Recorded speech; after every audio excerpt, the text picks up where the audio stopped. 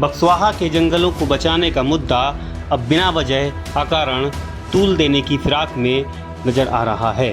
आपको बता दें कि बीते 30 जून को बक्सवाहा के कसेरा गांव में प्रदेश के खनिज मंत्री ब्रजेंद्र प्रताप सिंह और बड़ा महलहरा से विधायक प्रद्युम्न सिंह लोधी के साथ में नेताओं के गुर्गे राजकिशोर सिंह ने पर्यावरण प्रेमियों को निशाने पर लिया है।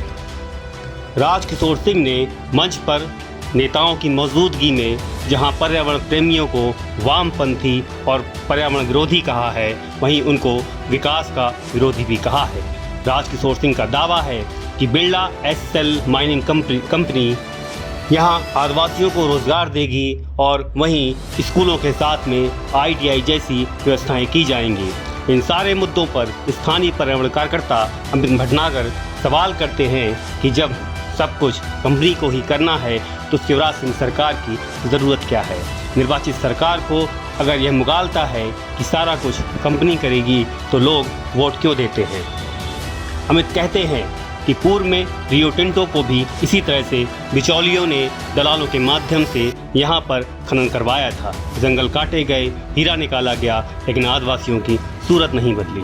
400 लोगों को रोजगार देने वाली कंपनी 5000 लोगों का स्थायी रोजगार छीनना चाहती है। क्या नुकसान हो रहा है? हमको इससे नुकसान है, मगुआ से हम वहीं कम भी नहीं, अच्छो मगुआ आ जाएंगे तो हम 15-20 हज़ार को मगुआ देते थे। इस साल में वहीं मारू कमाओ है तो 15 और 10 को उन्होंने मगुआ नहीं हुआ। इसको आंवला है, आंवला से हमने 9000 को पिछले साल आंवला टूरा था, और बेल है तो हमने वहीं कम का बंदूक 13,000 को आंवला बेल टूर। अमित यह भी कहते हैं कि उमा भारती से लेकर के शिवराज सिंह तक यहाँ गोद ले चुके हैं गांव को, मगर आज तक इन गांव की तस्वीरें नहीं बदली हैं। फाका कसी में जूझते हुए ये आदिवासी तेंदू के पत्ते महुआ को बीनते हुए देखे जा सकते हैं।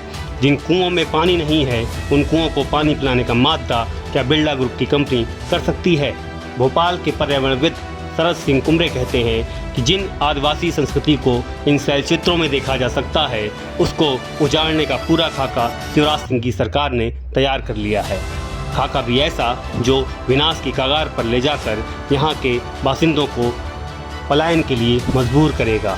केन बेतवा लिंक से लेकर के जिस तरह से बक्सवाहा बंदर प्रोजेक्ट पर सियासत हो रही है वो कहीं न कहीं आदिवासियों के इतिहास को दफन करने की साजिश नजर आती है।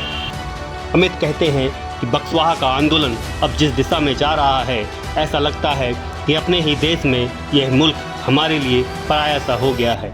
क्या बक्सवाहा आने के लिए अब देश के पर्यावरण कार्यकर्ताओं और पर्यावरण प्रेमियों को सरकार की इजाज़त लेनी पड़ेगी? क्या यह भी दूसरे देश की सीमा है जहां जाने के लिए पासपोर्ट या वीज़ा लिया जाएगा? नेताओं की जुबान पर लगाम न लगाने वाली सरकार जिस तरह से पर्यावरण प्रेमियों पर हमला करवा रही है वो कहीं न कहीं लोकतंत्र के लिए खतरा पैदा करेगा। किसान आंदोलन से जुड़े अमित बताते हैं कि जिस तरह से दिल्ली में किसानों को दमन किया गया, वहीं बक्सवाहा के आंदोलनकारियों को भी दमन करने का प्लान नजर आ रहा है। लेकिन हम झुकेंगे नहीं, हम रुकेंगे नहीं और इन जंगलों को कटने नहीं देंगे। आइए सुनते हैं बीते 30 जून को नेताओं ने जो बोला और अमित ने जो कहा उसका लब्बुलवाब क्या कहता है कि बक्सवाहा का जंगल बचेगा या इन पूंजीपतियों का बंधक बनकर विनाश की कगार पर पहुंच जाएगा। अधिकतम व्यक्तियों को रोजगार दिया जाए, हम ये सरकार से आज मांग करते हैं। यहाँ पर समस्त ग्रामों में पूर्ववर्ती कंपनी रियो टिंटो की भांति जैसे उन्होंने पेयजल के लिए घर घर नल जल की व्यवस्था की थी, इस कंपनी से और सरकार से भी हम यही मांग करते हैं। ये बहुत ही पिछड़ा हुआ क्षेत्र है, पेयजलों से लेकर यहाँ पे बहुत समस्या है। पिछली कंपनी हमारे क्षेत्र के जो 15 कम्युनिटी विलेजेस हैं उनके किसानों को कभी मृदा परीक्षण तो कभी किसानों की ट्रेनिंग और वैज्ञानिक तरीके से उन्नत कृषि करने के जो उन्होंने यहाँ पे ट्रेनिंग दी थी, आगामी company Birla SL mining group से भी हम यही मांग करते हैं और सरकार के समक्ष करते हैं कि हमारे क्षेत्र में जो पिछड़ी हुई कृषि है उसके लिए सिंचाई जल व्यवस्था और सभी प्रकार की ट्रेनिंग और वैज्ञानिक तरीके, जिससे हमारा क्षेत्र भारत ही नहीं विश्व के पटल पर चमकता हुआ दिखाई दे। 8 से 9 लोगों ने कहा हम कंपनी का समर्थन करते हैं उनकी बाइट उन मीडिया वालों ने नहीं दिखाई, और उस एक दो आदमी जो कहते हैं हमें तेल चाहिए, जो स्वयं जिनकी परिवार में इज्जत नहीं है, जो परिवार की इज्जत ऐसी नहीं है, उन लोगों की बाइट मीडिया ने वहां पे दिखाई। और सोशल मीडिया के माध्यम से बक्सर के कुछ युवा और बाहरी जो असामाजिक तत्व टाइप के लोग, जो अटेंशन सीकर बाबा जैसे जो उत्खनन के जो माफिया हैं, वो यहाँ आके पर्यावरण का बचाव कर रहे हैं, उनको उन्होंने एनडीटीवी ने प्राइम टाइम में दिखाया, जी न्यूज ने डीएनए में दिखाया। लेकिन अभी एबीपी न्यूज की एक आई थी टीम, सगोरिया के हमारे भाई कंपनी के पक्ष में 100% बोले, लेकिन उन्होंने सिलाई के 2 आदमी दिखा दिए जो उसका विपक्ष कर रहे थे। सगोरिया के 100% जो हमारे भाई उसका समर्थन कर रहे थे, वो बाइट उन्होंने वहां पे नहीं दिखाई। तो मीडिया से कहना चाहता हूँ, मीडिया आपको लोकतंत्र का चौथा स्तंभ कहा जाता है, आप समान रूप से केवल हमारा पक्ष ना दिखाएं, समान रूप से जो वास्तविक स्थिति है उसको दुनिया के सामने लाएं।